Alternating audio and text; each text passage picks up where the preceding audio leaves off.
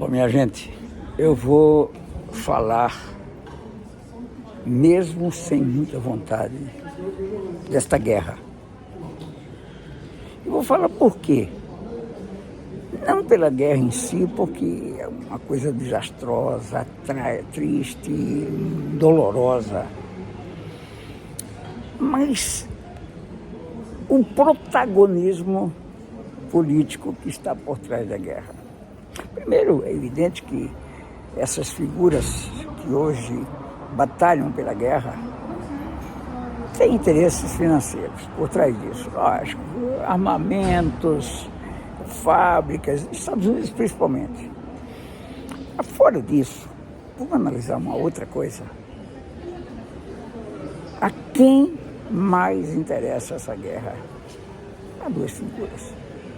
Benjamin Netanyahu, esse primeiro-ministro de Israel, e o outro é o Joe Biden, presidente dos Estados Unidos.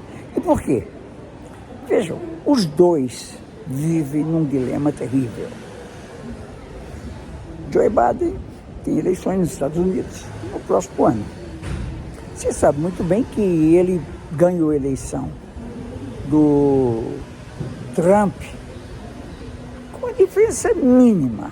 43 mil votos mudaria a fisionomia daquela eleição e ganharia o Trump.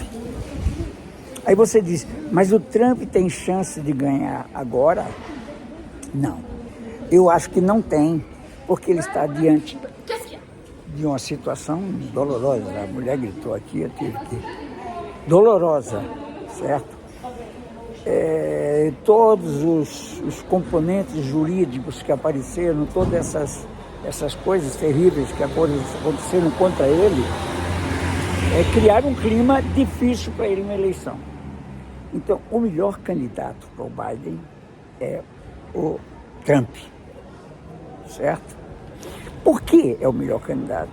Porque o Biden está fazendo também uma administração desastrosa, sob o ponto de vista econômico.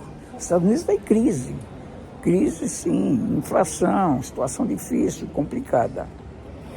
Qualquer candidato republicano que não seja o Trump ganha eleição nos Estados Unidos. Ganha. Isso está incomodando o Biden. Muito bem, agora vamos para o outro lado. O Netanyahu, sei lá, esse primeiro-ministro de Israel, cujo nome é complicado, mas você sabe quem é, né? Netanyahu, sei lá. Ele está em palpos de aranha lá em Israel. Ele é uma figura prestes a cair. Hoje as pesquisas indicam que ele é odiado por mais da metade da população de Israel.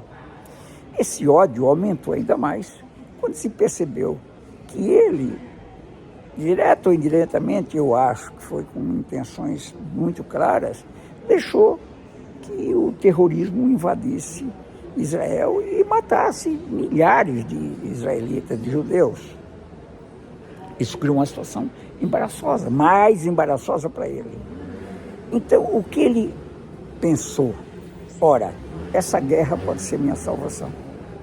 Porque numa situação como essa, onde muitas mortes ocorreram, existe uma comoção nacional. E em cima da comoção, ele pode se valer dessa comoção para poder ganhar mais confiança do judeu. E ele se vale dessa guerra.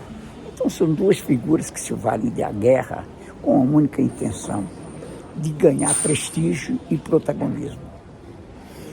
O presidente americano, ele nunca poderia votar contra a proposta brasileira sobre a guerra. Não poderia. E votou.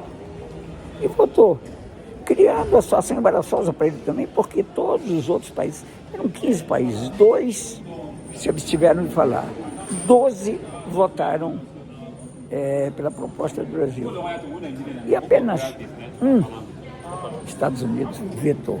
E como ele tem poder de veto, um único tem poder de veto, ele vetou e evitou que o Lula fosse o protagonista dessa situação.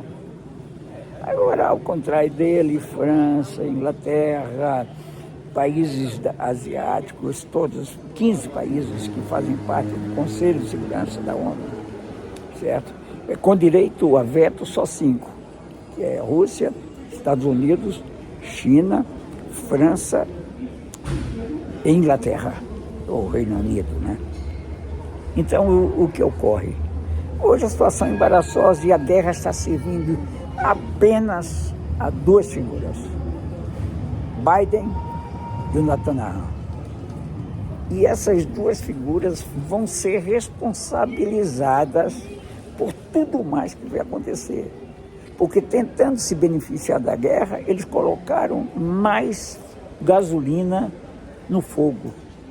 E a explosão é natural que ocorra em muitos países, inclusive aqui na Europa. E aqui na Europa, o protagonismo maior é Lula. Eles sabem, eles conhecem o Lula, eles festejam o Lula.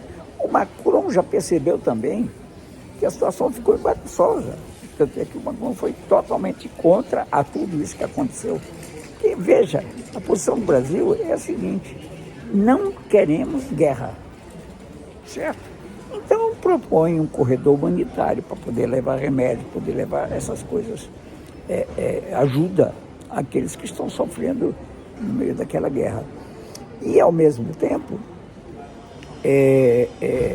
abrir as portas para uma negociação, certo? Ninguém quer guerra, guerra não faz mais para mim, não faz bem para ninguém, só está fazendo bem para essas 2 figuras.